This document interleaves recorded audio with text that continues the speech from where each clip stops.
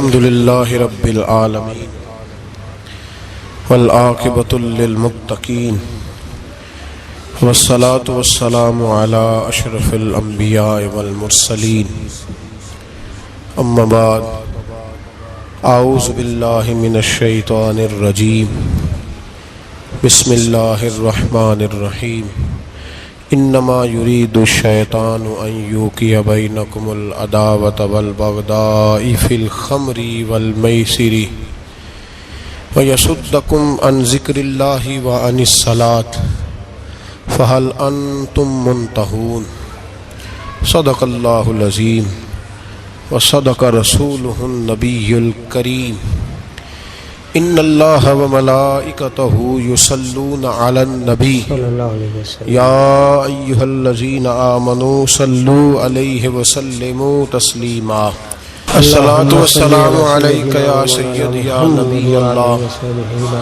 وعلى آلك وصحبك يا سيدي يا حبيب الله اللهم صل على سيدنا ومولانا محمد معدن الجود والکرم وآلہ وبارک وسلم۔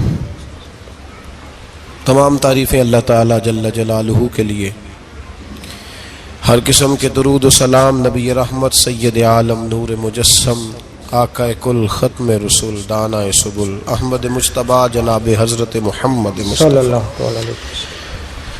اللہ تعالیٰ علیہ وسلم کی ذات والا صفات کے لیے حمد و صلوات کے بعد قرآن مجید فرقان حمید کی سورۃ المائدہ آیت نمبر 91 اللہ تبارک و تعالی نے فرمایا انما یرید الشیطان، بے شک شیطان چاہتا ہے، ان یوقع بینکم العداوۃ والبغضاء، کہ وہ تمہارے درمیان عداوت اور بغض پیدا کر دے۔ اس کی یہ خواہش ہے، وہ یہ چاہتا ہے کہ تمہارے بیچ دشمنی، عداوت اور بغض پیدا کر دے۔ پھر وہ کیا کرتا ہے؟ پھر وہ بطور ہتھیار دو آلے استعمال کرتا ہے، دو چیزیں بطور ہتھیار کے استعمال کرتا ہے۔ وہ کون سی؟ فرمایا فی الخمر والمیسر، ایک شراب اور دوسرا جوا۔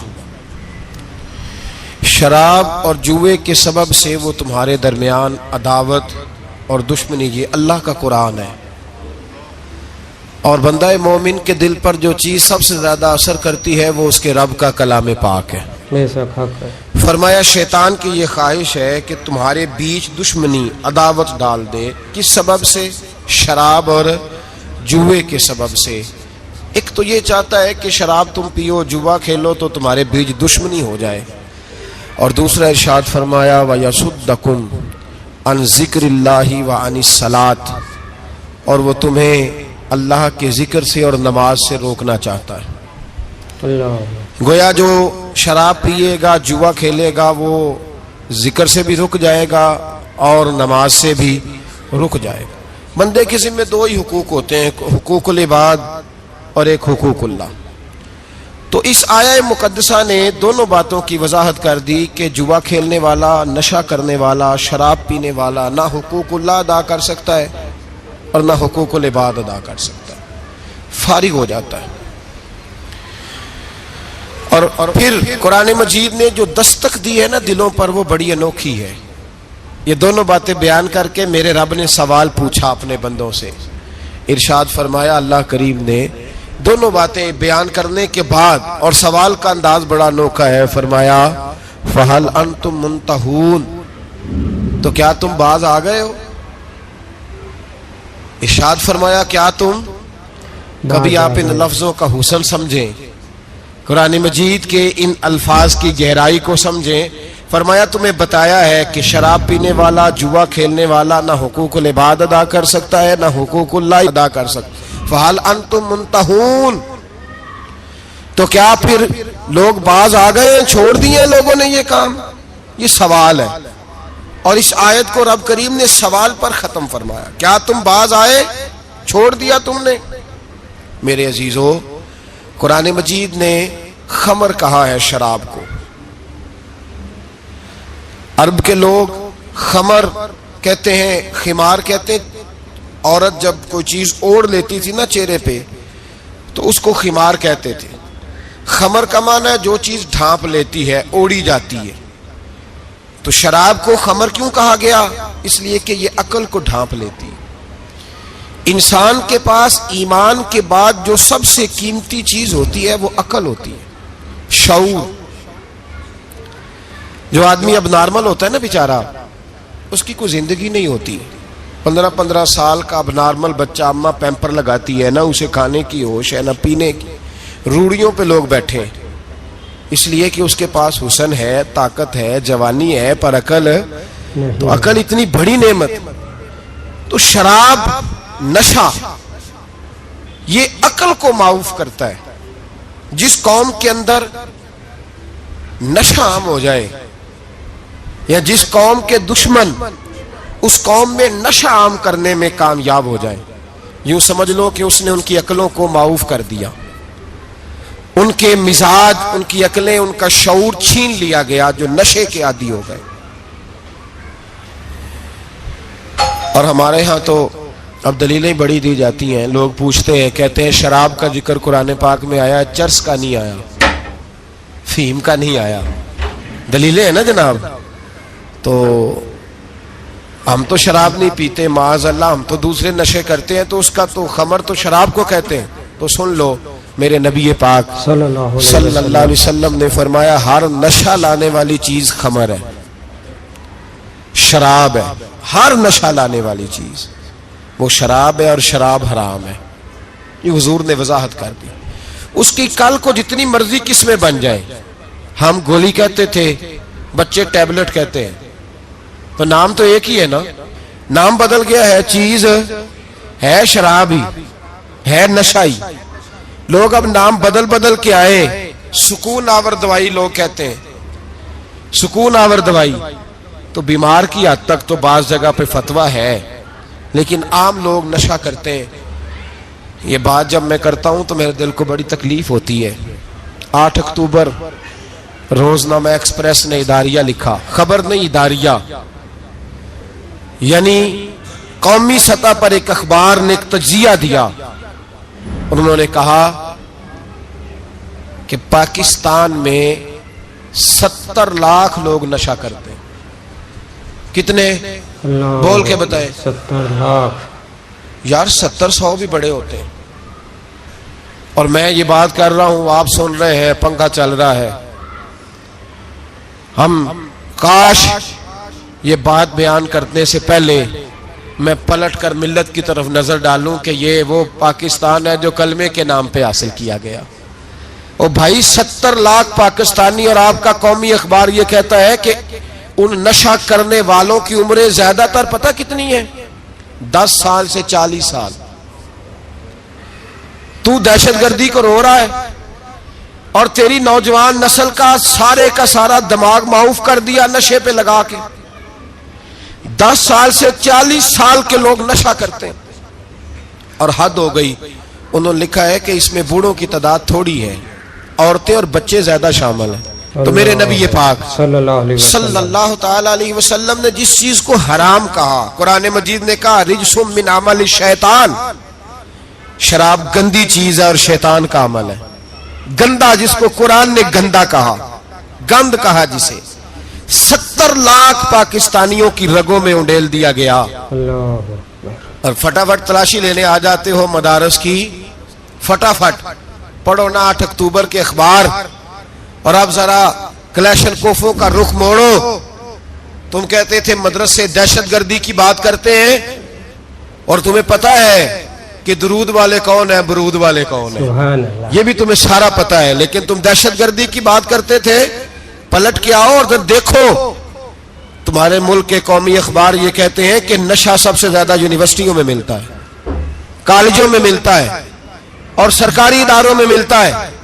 یہاں تو تم قوم کو یہ کہہ کے خاموش ہو گئے کہ یہ مدرسے دہشت گردی کی پنیریاں ہیں، تو وہ قوم کا جوان جس کی ماں نے زیور بیچ کر اسے پڑھنے بھیجا تھا، اور گاؤں سے آ کر پڑھنے والے بھول گئے کہ کس کی ماں نے کتنا زیور بیچا تھا، جس کی ماں आधी रोटी खाती थी अचार के साथ, और उसने बेटा तुम्हें दिया था कि पंजाब यूनिवर्सिटी मेरे बेटे को कुछ बना देगी, तो बच्चा 5 साल के बाद मां को मिला है तो नशई बना हुआ।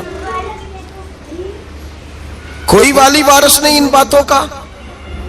पूरी दुनिया, अक़वाम मुत्तहिदा बोलता है, अमेरिका बोलता है तो कहता है दहशतगर्दी की लपेट में है दुनिया। सुनो, पूरी दुनिया में कत्ल, डाका, लूट मार, जबरदस्ती कत्ल से अगर पूरी दुनिया में रोज औसतन लोग इंतकाल करते हैं तो वो 39 है, पूरे 40 नहीं।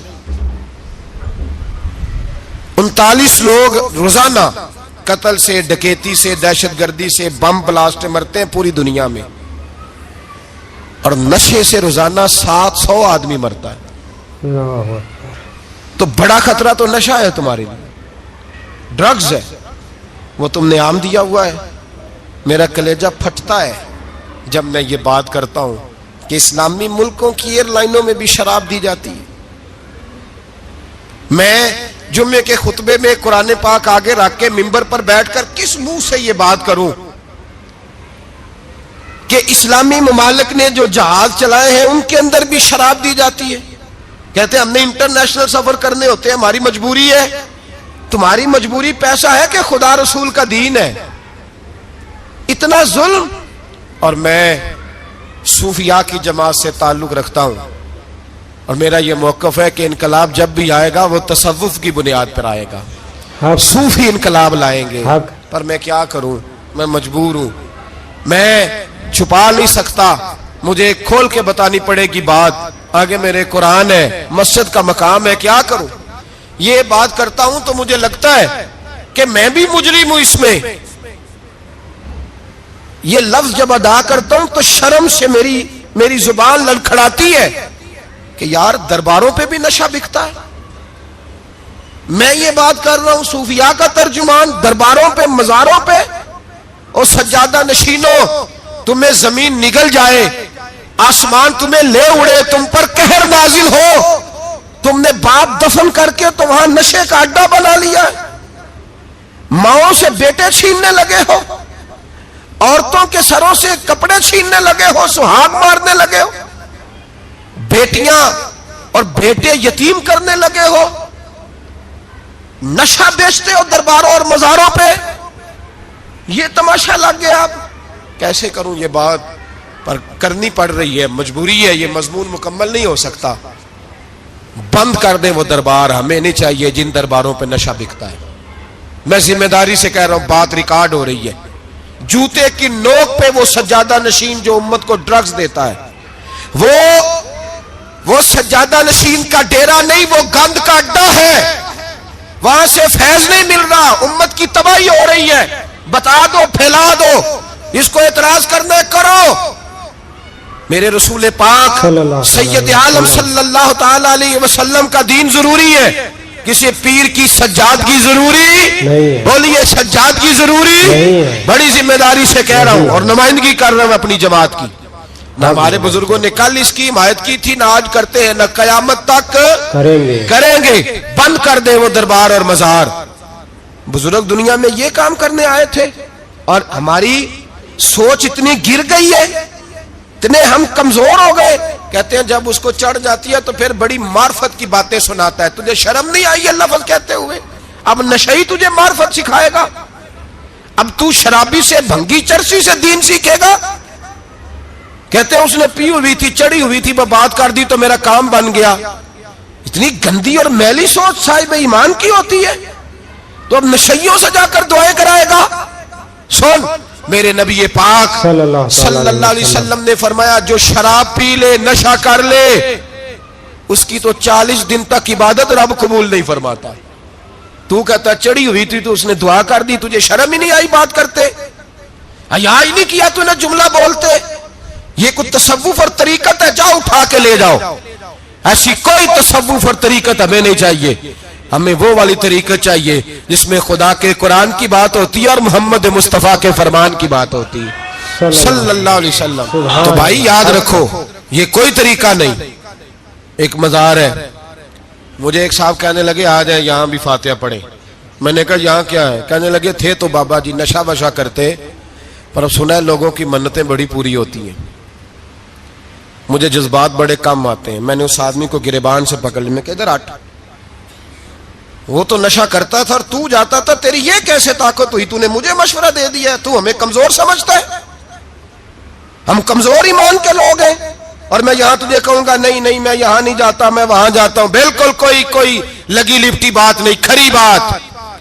تصوف وہ، دربار وہ جہاں قرآن پڑھا جائے اور رسول اللہ کی حدیث سکھائی جائے، باقی کوئی مطلب نہیں کسی قسم کا۔ میں داتا صاحب کبھی جاؤں نا جلسہ کرنے کسی کام سے، کسی تقریب میں، تو میں داتا صاحب کے مزار پہ نہیں جاتا، میں کہتا ہوں یار یہ یرانہ نہیں کہ بندہ کسی کام آیا تھا تو فاتحہ پڑھ لی، واپس چلو۔ گکھڑ سے سپیشل آئیں گے داتا صاحب کے مزار پہ حاضری دینے، اور میرے سنگی گواہ ہیں کہ میں سپیشل ٹائم نکال کے بہت سارے کام چھوڑ کے سپیشل جاتا ہوں، اور میں مراد ماننے نہیں جاتا، میں داتا صاحب کا شکریہ ادا کر دے جاتا ہوں۔ میں ان سے کہتا ہوں حضور آپ کی مہربانی، آپ یہاں آئے تو ہمارے بڑے بھی رسول اللہ کے غلام بن گئے۔ میں تو سلام عقیدت پیش کرنے جاتا ہوں، ہم مزارات پر جانے کے قائل نہیں، بلکہ ہماری تو عقیدت کا درجہ ہی مکمل نہیں ہوتا جب تک ہم مزار پہ سلام نہ کریں۔ پر مزار داتا صاحب کا، مزار خواجہ معین الدین اجمیری کا، مزار غوث اعظم جیلانی کا، مزار محدث اعظم مولانا سردار احمد کا، مزار اولیاء کا، مزار میاں شیر محمد شرک پوری کا، مزار رب کریم کے بندوں کا۔ بھنگیوں چرسیوں کے مزار نہیں ہوتے، اور نام ان مزارات کے قائل ہیں، بالکل قائل نہیں ہم۔ میں تھوڑے دن پہلے لاہور گیا تھا، تو میں کار میں میاں صاحب میاں شیر محمد شرک پوری کا ذکر کر رہا تھا، میں اپنے دوستوں سے کہہ رہا تھا یار بہت بڑا بابا ہوا ہے، تو مجھے کہنے لگی کرامت کیا ہے؟ میں نے کرامت یہ ہے کہ ساری زندگی سنت کا درس دیا ہے۔ تو مجھے کہنے لگے آپ کبھی گئے نہیں؟ میں نے کہا میں اسپیشل گیا تھا، اور تھوڑے دنوں کے بعد پروگرام بناؤں گا تو میں ساتھ لے کے جاؤں گا۔ ہم مزارات کے قائل ہیں، حاضریاں دیں گے مزاروں پہ، لیکن بھنگیوں چرسیوں کے مزاروں پر جانے کے قائل ہیں، زور سے بولے، یہاں جانے کے قائل ہیں، کوئی عقیدہ نہیں ہے ہمارا۔ نشہ بکے گا اب مزاروں پہ، اب یہ تصوف ہوگا وہاں، یہ طریقت ہوگی، اور ملت پر رحم کھاؤ۔ خدا را اگر تمہارے قومی ادارے کہتے ہیں رپورٹ کرنے والے کہ 70 لاکھ پاکستانی نشہ کرتا ہے، تو کیا تمہیں یہ نہیں پتا کہ نشہ بیچتا کون ہے؟ کیا تمہیں یہ نہیں پتا کہ ڈرگز کا کاروبار کون کرتا ہے؟ اگر تمہیں یہ پتا ہے تو کیا یہ خبر نہیں تمہیں کہ ان رگوں پر یہ خون اتارتا کون ہے؟ میں اپنے بزرگوں سے معذرت کے ساتھ، نشے کا آغاز، ناراض تو نہیں ہو جائیں گے بزرگ، نوجوانوں کو میں لتاڑ لیتا ہوں لیکن بزرگوں کی عزت کرنا سنت ہے، تو میں بزرگوں سے معذرت کے ساتھ یہ یوں سمجھ لیے خوگرے حمد سے تھوڑا سا گلا بھی سن لے۔ نشہ سگریٹ سے شروع ہوتا ہے، سگریٹ سے۔ میں تمباکو کو حرام نہیں کہتا، یہ فتویٰ نہیں دے رہا، تمباکو کا حکم وہی ہے جو مولی کا ہے، جو کچے پیاز اور لہسن کا ہے، کہ آپ جب کھا لیتے ہیں تو منہ سے بدبو آتی ہے، تو آپ مسجد میں آئیں تو آنے سے پہلے مسواک کریں، منہ صاف کریں، پھر آپ آ جائیں، تو جائز ہے، مکروہ ہے لیکن حرام ہے۔ لیکن تمباکو سے آگے جب حالات بڑھتے ہیں، تجزیہ نگاروں نے لکھا ہے کہ ہمارے پنجاب کے کچھ علاقوں میں اب سگریٹ سے نکال کے نا، پہلے بھی بھرتے تھے لوگ اس میں بڑا کچھ، اب پتہ ہے کہ نیا نشہ ایجاد کیا ہے، اب اس کے اندر چرس بھی بھرتے ہیں، اور چھپکلی کو مار کے سکھا کے خشک کر کے اس کو پیس کے وہ ساتھ نشے کے ملاتے ہیں، اور اس کا حال یہ ہوتا ہے کہ آدمی کو زیادہ نشہ ہوتا ہے، اور کہتے ہیں وہ اتنا گند ہے کہ وہ آدمی کسی کو دانت بھی لگائے گا تو وہ بندہ بھی بیمار ہو جائے گا۔ کیا یہاں لوگ اسپرٹ نہیں پیتے آپ کے ملک میں؟ اور ہم کبھی سڑک پہ جاتے ہیں تو نشئی کو دیکھ کے مذاق کرتے ہیں، دیکھنا میں ہارن لگاؤں گا تو گاڑی کے ہارن سے گر جائے گا، لیکن تجھے پتا نہیں کہ یہ کسی ماں کا بیٹا ہے، پتا نہیں کسی بیوی کا شوہر ہے۔ ایک ہمارے دوست ہیں، بزرگ ہیں، ان کا داماد فوت ہو گیا، نشہ کرتا تھا، تو میں تعزیت کرنے ان کے گھر پہنچا تو کھڑے ہو گئے ہاتھ باندھ کے، کہنے لگے حضرت صاحب باقی ساریاں گلاں چھڑ دیو، صرف نشے تے تقریر کریا کرو. وہ جب جیتا تھا تو تب بھی اس کے بچے یتیم ہی تھے, یتیم ہی تھے. میری بیٹی جب میرے گھر آتی تھی اور میں اپنے پوتوں کے اترے کپڑے اسے پہننے کو دیتا تھا تو میرا کلیجہ پھٹتا تھا. اور میری بیٹی اس کی زندگی میں بھی بیوہ کی زندگی گزار رہی تھی. وہ میری بہوؤں کے اترے ہوئے کپڑے پہنتی تھی. کوئی دعا کرو, کوئی جلسے کرو, یہ لت ختم ہو جائے. اور کہنے لگا اب میرے وہ چلا تو گیا ہے, دادا دادی اس کے پہلے کوئی نہیں, چچا ہے کوئی نہیں, جب تک تو میں زندہ ہوں ان نواسوں کو کوئی روٹی کا لقمہ, کوئی کپڑا مل جائے گا. لیکن سوچتا ہوں میں بوڑھا ہوں, مر گیا تو ان کو کوئی پوچھے گا بھی نہیں, کون ان کی خبر. اتنا ظلم اس قوم سے, اتنی زیادتی. اور آرام سے لکھ کر لوگ گزر گئے کہ یہ 70 لاکھ ہے, ان کا درد تو سمجھو, تکلیف تو سمجھو. 7 فٹ کا سونا جوان اور نشے کا عادی ہے تو کسی نالی میں پڑا ہوا ہے. اور میں نے کہا اس قوم کے ساتھ اس سے بڑا بھیانک مذاق کیا ہوگا. کوئی دانشور تھا بڑا ظالم, اس ظالم سے کوئی مشورہ لینے آیا. اس نے آ کے کہا تو بڑا ظالم ہے, بڑے کڑوے مشورے دیتا ہے, میرا ایک دشمن ہے, میں اس سے بدلہ لینا چاہتا ہوں, میرا دل کرتا ہے اس کا بچہ قتل کر دوں تاکہ وہ تڑپے. تو ظالم نے کہا اسے قتل نہ کر, وہ تو اس کا باپ 2-4 مہینے رو کے چپ کر جائے گا. پھر میں سخت سزا دینا چاہتا ہوں, مشورہ دے. تو اس نے کہا اس کے بچے کو نشے پہ لگا دے.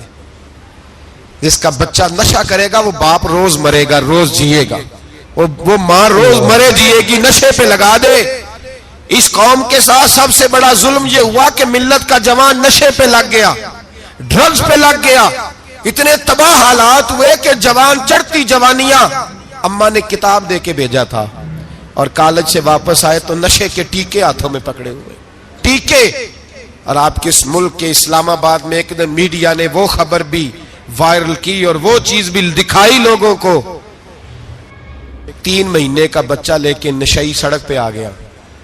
اس نے کہا میرا نشہ ختم ہو گیا, میرا بچہ خرید لو, 2 پڑیاں دے دو. تو وہاں بیبیاں جو سن رہی تھیں وہ بھی چیخے مار کے رو رہی تھیں. یہ ظلم کیا اس قوم کے ساتھ, اور کرپشن کی لعنت نے اجازت دی سپلائی کرنے والوں کو کہ گلی گلی بھیجے, گلی گلی. انہوں نے کچھ تھوڑا ظلم نہیں کیا ان حکمرانوں نے.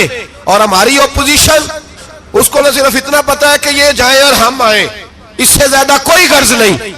بھائی کرپشن کے خلاف نکلے ہو تم, نشے کے خلاف کس دن نکلو گے, جوئے کے خلاف کس دن. قوم تو مر رہی ہے نشے سے, اس کے خلاف میدان میں کب آؤ گے. صرف اتنا ہے کہ یہ جائیں اور ہماری باری آئے, اس سے زیادہ کچھ نہیں. جتنے مجرم وہ ہیں اتنے ہی تم بنتے جا رہے ہو, اس لیے کہ اصل بات پر نہ وہ آتے ہیں اور نہ اصل بات پر یہ آتے. بھائیو میرے نبی پاک صلی اللہ تعالی علیہ وسلم. اور ایک اور تماشا ہے,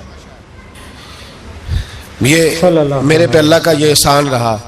اس لیے نہیں کہ میں پرہیزگار آدمی ہوں, نیک ہوں, اس لیے نہیں. ویسے ہی اللہ بعض اوقات اسباب بناتا ہے, سبب بناتا ہے.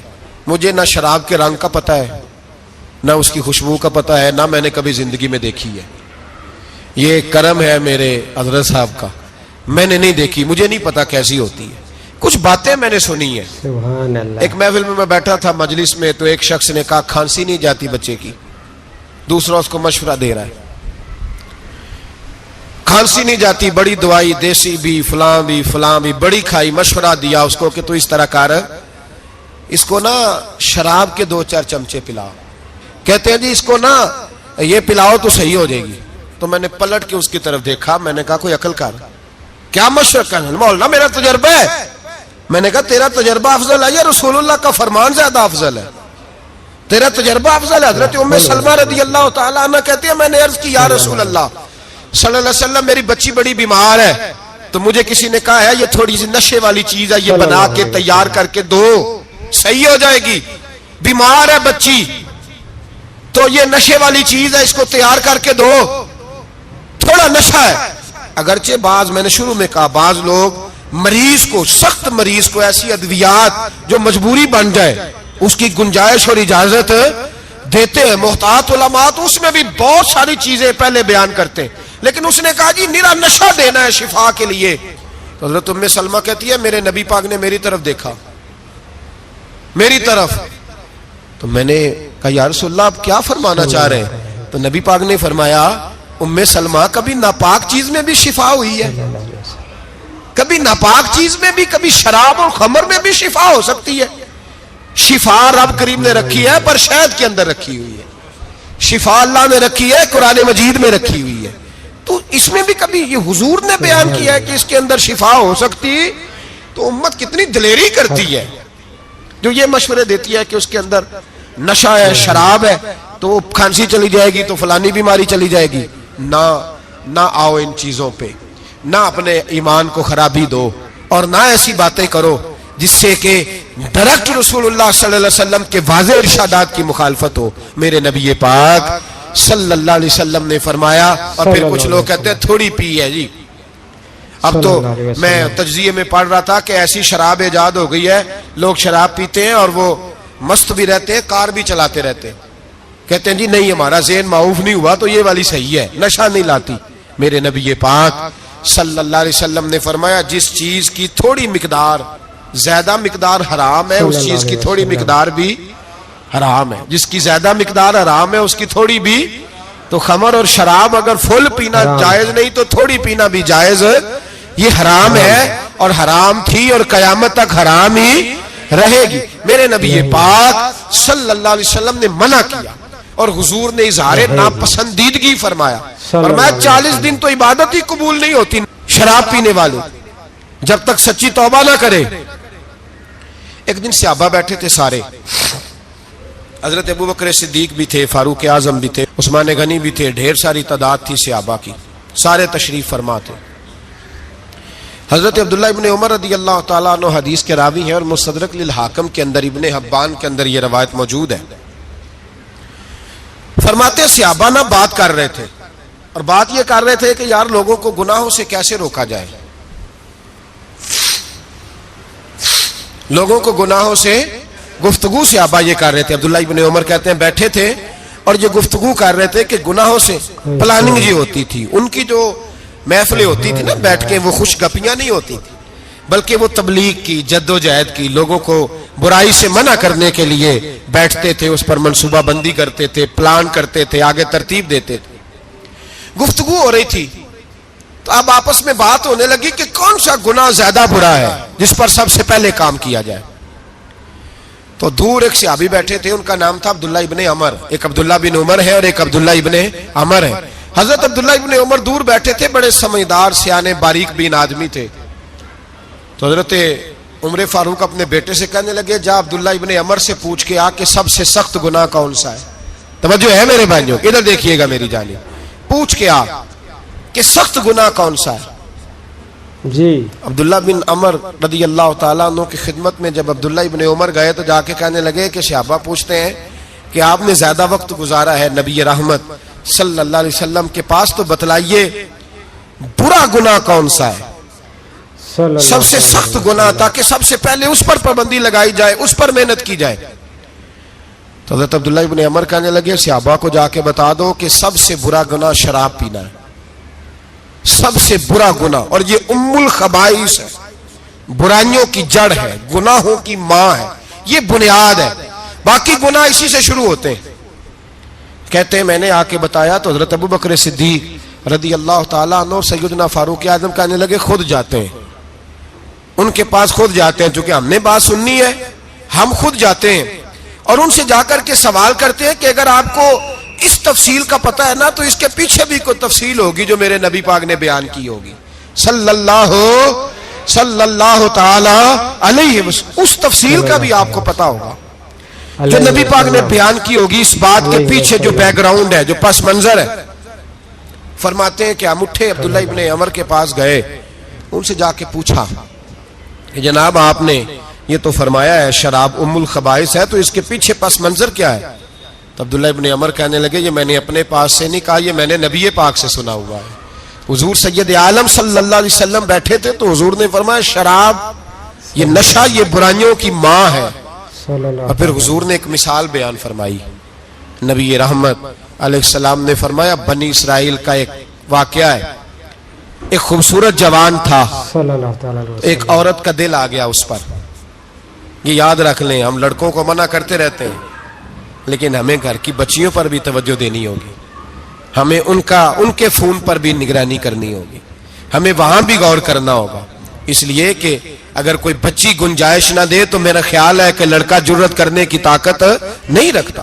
تو وہاں بھی ان کی اماں سے کہے کہ پابندی لگائے, بچی کسی کا موبائل لے کر کے کہیں اس کو استعمال تو نہیں کر رہی, اس پودے پر بھی توجہ دے, درخت بننے سے پہلے اس کی بھی نگرانی کریں, یہ بھی بڑا ضروری کام ہے. عورت کا دل آ گیا تو نبی پاک علیہ الصلوۃ والسلام فرماتے اس نے کوئی بہانہ لگایا, کسی کو کہا کہ اس نوجوان کو بلا کے لاؤ, اس کو کہو کہ ہم نے کوئی گواہی لینی ہے تجھ سے. وہ نوجوان آیا, ایک کمرے میں داخل ہوا تو اگلے کمرے میں لے گئے, وہاں داخل ہوا تو اس سے اگلے کمرے میں لے گئی, وہ داخل ہوا تو اسی طرح 7 مکفل کمروں میں لے گئی. میرے کریم رسول میرے محبوب پاک علیہ السلام فرماتے ہیں, صحابہ کو سمجھا رہے ہیں میٹھے لب و لہجے میں, فرماتے جب سب سے پچھلے کمرے میں لے گئی تو ایک لڑکا بندھا ہوا تھا وہاں رسیوں سے, شراب کا پیالہ پڑا ہوا تھا. اور بی بی کہنے لگی کوئی گواہی شواہی نہیں لینی, تجھے اس لیے بلایا ہے کہ تیرے اوپر دل آ گیا ہے, اب میرے ساتھ منہ کالا کر. تو وہ جوان کہنے لگا نہیں, میں نے اپنے نفس کو پاک رکھا ہوا ہے, میری نظر بھی پاک ہے, دل بھی پاک ہے, اور اس کی برکت یہ ہے کہ رب نے میری روح کو بھی پاک رکھا ہوا ہے, تو میں یہ حرکت نہیں کر سکتا. پاک لوگ پلید کاموں کی جانب توجہ نہیں کرتے, میں یہ حرکت نہیں کر سکتا. اقبال نے اپنے بیٹے کو دعا دی تھی, اس نے کہا تھا حیا باقی نہیں ہے زمانے کی آنکھ میں, خدا کرے کہ رہے تیری جوانی بے داغ, خدا کرے کہ رہے تیری جوانی بے داغ. کہا میرے ساتھ منہ کالا کر, اس نے کہا میں نہیں کرتا. کہنے لگی چل پھر اس کو قتل کر, اس کو میں نے باندھا ہوا. اس نے کہا میں قتل کیوں کروں, میری کیا دشمنی ہے. کہا پھر شراب پیو, کہا میں شراب بھی نہیں پیتا. تو کہنے لگی اب تو میں نے تجھے اپنے چنگل میں پھانس لیا ہے, اب تو یہاں سے بچ کے جا نہیں سکتا, اور اگر تو باہر جائے گا تو میں شور کروں گی, لوگ جمع کروں گی, اس نے میری عزت آبرو پہ ہاتھ ڈالا ہے, تو بچ تو نہیں سکتا, ایک کام تو کرنا پڑے گا. محبوب فرماتے ہیں اس نوجوان نے سوچا کہ زنا بھی بہت بڑا جرم ہے, قتل بھی بہت بڑا گناہ ہے, چلو اب مجبوری ہے تو شراب پی لیتا ہوں. لیکن وہ سمجھا نہ کہ شراب تو بنیاد ہے. اس نے ایک پیالہ جو پیا, کہنے لگا ایک اور دے دو, دوسرا پیا تو کہنے لگا ایک اور دے دو. اب 3 پیالے 3 بوتلیں شراب جو پی چکا تو خماری چڑھ گئی. اب اس عورت کے قریب جانے لگا کہ میں تیرے ساتھ زنا کروں گا. اس نے کہا جب تک میں قریب نہیں آنے دوں گی جب تک تو اسے قتل نہ کرے. اس نے اسے قتل بھی کیا, زنا بھی کیا. تو محبوب فرمانے لگے یہ قتل اور زنا جو ہوا ہے تو یہ شراب کی وجہ سے ہوا ہے. گویا شراب وہ جرم ہے جو قتل بھی کرائے گی, جو زنا بھی کرائے گی.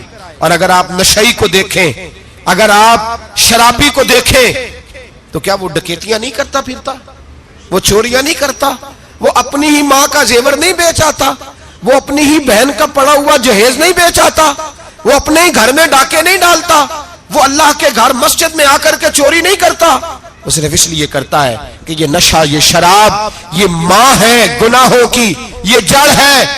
ملت کے لوگوں یاد رکھو, اس امت اس پاکستان کے ساتھ جہاں بہت سارے ظلم ہوئے, وہاں بڑا ظلم یہ ہے کہ بہت بڑا طبقہ جوانوں کا نشے کا عادی ہے. وہ نشہ انہیں عشق مجازی اور عورتوں کے عشق کی جانب لا رہا ہے. وہ نشہ چوریاں کرا رہا ہے, قتل کرا رہا ہے, ڈکیتیاں کرا رہا ہے. بہت بڑے ظالموں نے بہت بڑے ہاؤس بنائے ہوئے ہیں جن کے اندر شراب فراہم کی جاتی ہے, نشہ دیا جاتا ہے. میں نے تو ایسے ایسے لفظ سنے کہ الیکشن کے دنوں میں ووٹ لینے کی خاطر سیاستدان انہیں نشہ فراہم کرتے ہیں, انہیں باندھ کے رکھتے ہیں, روز تمہیں پڑیا ملے گی, ووٹ ہمیں ڈالنا. اتنا ظلم, اتنی زیادتی, اتنا جبر, ایک انسان کے ساتھ کھیلنا. لوٹ آؤ, پکڑو ان کا دامن, اپنے گھروں کو بچاؤ, اپنے دوستوں کو بچاؤ. جاگو جاگو امت کے لوگوں جاگو, میرے نبی پاک صلی اللہ علیہ وسلم کے کلمہ گو لوگوں کو بچاؤ.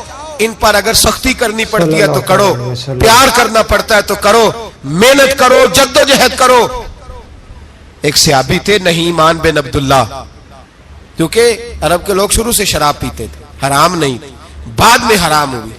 ایک دن غلطی ہو گئی, شراب پی لی، پھر سے بھول گئے، اب کسی نے پرچہ نہیں کٹایا، مخبری نہیں کی، شکایت نہیں لگائی، جب نشہ اترا تو خود ہی خیال آیا یہ میں کیا کر بیٹھا ہوں، خود احساس تو احساس بھی نہیں نہ ہوتا، دوڑے آئے نبی پاک کی بارگاہ میں اور آ کے ہاتھ باندھے، یا رسول اللہ صلی اللہ علیہ وسلم مجھے پاک کر دے، آقا اور روتے جا رہے۔ حضور نے صحابہ سے کہا دیکھو اس کے منہ سے شراب کی بدبو آتی ہے، کہا حضور آ رہی ہے، ماں زیادہ پیار کرتی ہے یا رسول پاک؟ باپ زیادہ پیار کرتا ہے کہ نبی پاک؟ حضور بھی رحمت للعالمین ہے امت کے لیے، لیکن جب ثابت ہو گیا نا کہ شراب پی ہے تو پھر میرے محبوب نے فرمایا اب اس کی اصلاح ضروری ہے، حکم دیا، اور جب بات کی تو جاہو جلال کے عالم میں کی، روب اور دبدبے، فرمایا لے جاؤ باہر، ستون سے باندھو، کوڑے مارو۔ حضرت ابو ہریرہ کہتے ہیں اسے کوڑے لگ رہے تھے، کوڑے، تو میرے نبی پاک اندر بے چینی کے عالم میں ٹہل رہے تھے، کبھی ادھر جاتے کبھی ادھر جاتے، کبھی ادھر آتے کبھی ادھر، یا رسول اللہ صلی اللہ علیہ وسلم آپ اس کے لیے یہ کر رہے تو شراب پی کے آیا ہے؟ تو میرے حبیب نے فرمایا تو نے غلطی کرنا دیکھا ہے، احساس کرنا نہیں دیکھا، خود چل کے آنا معافی مانگنا نہیں دیکھا؟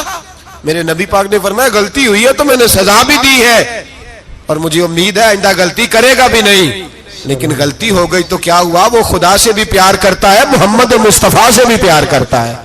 ان لوگوں کو معاشرے سے کاٹے نا، ان کو جہاز کہہ کے نشئی کہہ کے کاٹے نا، یہ کسی ماں کی آنکھوں کے تارے ہیں، یہ کسی بہن کے راج دلارے ہیں، کسی بیوی کے سر کا تاج ہے، کوئی بیٹی انتظار کر رہی ہے کہ میرا باپ شام کو گھر آئے گا۔ او بھائیو ان پر محنت کرو، ان کے علاج کراؤ، جد و جہد کرو ان کے لیے، انہیں توبہ کی طرف لاؤ۔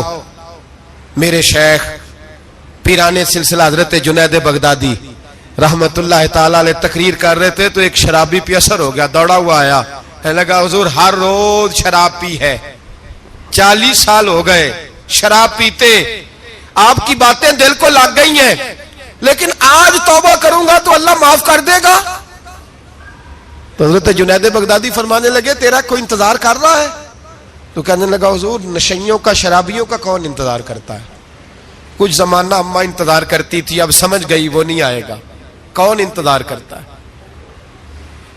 سمجھ گئی وہ نہیں آئے گا۔ کچھ عرصہ بیوی نے انتظار کیا، سمجھ گئی کسی نالی میں پڑا ہوگا نہیں آئے گا، بہن بھائی بال بچے انتظار کرنا چھوڑ گئے، اب میرا کوئی نہیں انتظار کر رہا۔ تو حضرت جنید بغدادی رو پڑے، فرمانے لگے نہیں، رب کی رحمت تیری توبہ کا ابھی بھی انتظار کر رہی ہے، خدا کا کرم تیری توبہ کا انتظار کر رہا ہے، آجا دروازہ کھلا ہوا، لوٹ آیا۔ وہ شخص کہتا ہے جب بات سنی تو اللہ اکبر کہا، کپڑے پھٹ گئے، قدموں میں گرا، وضو کیا، غسل کیا، مسجد آیا، کہنے لگا یا اللہ تو واقعی راضی ہے، واقعی راضی ہے؟ تو فرماتے ہیں جب وہ رو رو کے یہ دعا کر رہا تھا تو مسجد کے ہر کونے سے آواز آنے لگی تو نے سچی توبہ کر لیا تو تیرا رب راضی ہو گیا ہے، ان کو پکڑ کے لاؤ۔ اور حضرت جنید نے یہ بات سیکھی کہاں سے؟ حضرت سیری سختی سے۔ حضرت سیری سختی آپ کے مرشد دے تو گزر رہے تھے گلی میں، ایک درخت کے نیچے رش بڑا تھا، درخت تھا تو لوگ وہاں کٹے تھے، رش تھا تو آپ نے کہا جنید پتا تو کر یہاں کیا ہے؟ لوگوں نے کہا حضور ایک شرابی شراب کے نشے میں مست آل فول بول رہا ہے اور لوگ تماشا دیکھ رہے ہیں۔ حضرت گئے، چھڑی ہاتھ میں تھی، جوانوں سے کہا چلو نکلو بھاگو، سب لوگ چلے گئے۔ تو فرمایا جنید جا پیالے میں پانی لا، فرماتے میں پانی لایا تو حضرت نے اپنے ہاتھوں سے اس کا منہ دھو ڈالا۔ اللہ کرے ان کا کوئی منہ دھونے والا ہی آ جائے، اللہ کرے کوئی آئے جو ان کا منہ دھو ڈالے، یہ تو بیچارے اب الجھ گئے گناہ میں، کوئی آئے ان کا بازو تھامے دھو کے نہ منہ۔ تو رب کریم کے ولی کی آنکھوں میں آنسو آئے اور کہنے لگے اے اللہ میں نے منہ اس لیے دھویا ہے کہ جتنے لوگ شراب کی بو سونگیں گے اس کے شرابی ہونے پہ گواہ بنیں گے، چلو اب منہ دھویا ہے کوئی بو تو نہیں نہ سونگے گا، اور لوگ تو گواہ نہ بنیں گے کہ شرابی ہے۔ اور پھر رو کے کہنے لگے اے اللہ جو میری طاقت تھی وہ میں نے کر دیا، اب جو تیرے قبضے میں ہے تو بھی رحمت فرما، میری طاقت میں منہ دھونا تھا میں نے دھو ڈالا ہے، تو دل دھو دیا کرتا ہے، مہربانی کر اس کے دل کو بھی صفائی عطا فرما دے۔ یہ کہہ کے چلے گئے۔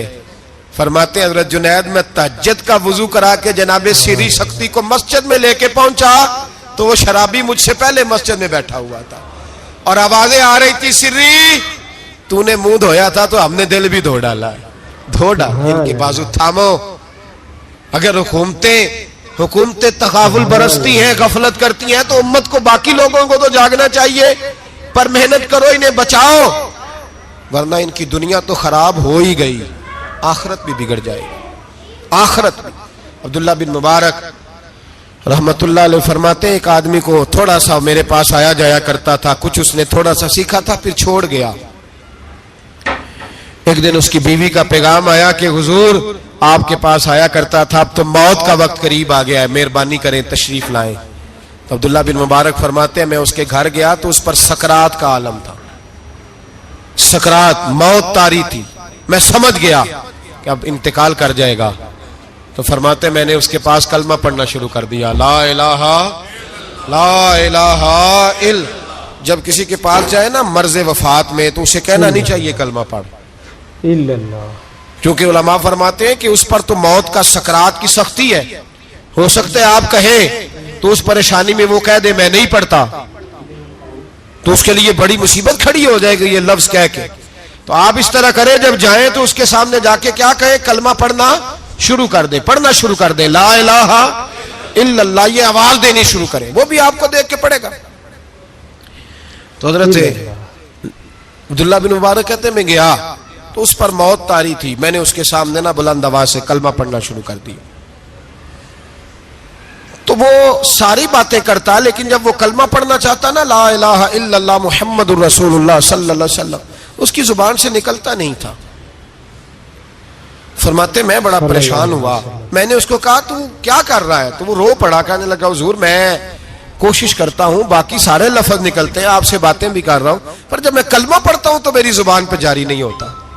حضرت فرماتے ہیں تھوڑی دیر گزری کہ اس کی روح پرواز کر گئی، میں بڑا پریشان تھا، روز یہ بات میرے ذہن میں گھومتی تھی کہ وجہ کیا تھی۔